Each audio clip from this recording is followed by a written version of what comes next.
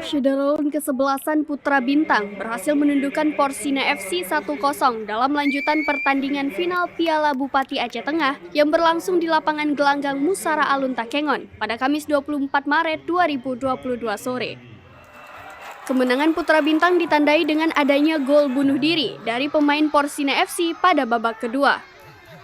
Amatan Srambion TV, saat permainan berlangsung kedua tim yang masuk final tersebut saling serang.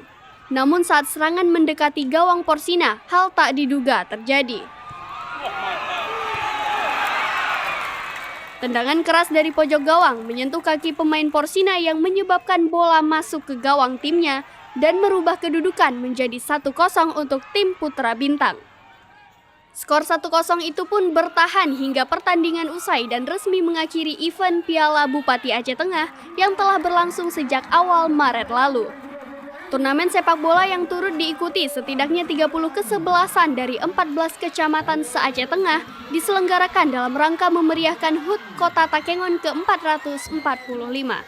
Bupati Sabela Abu Bakar didampingi jajaran Forkopimda secara langsung menyerahkan tropi dan piala serta uang pembinaan senilai 15 juta rupiah kepada tim kesebelasan Putra Bintang dari perwakilan Kecamatan Bintang yang berhasil keluar sebagai juara pertama.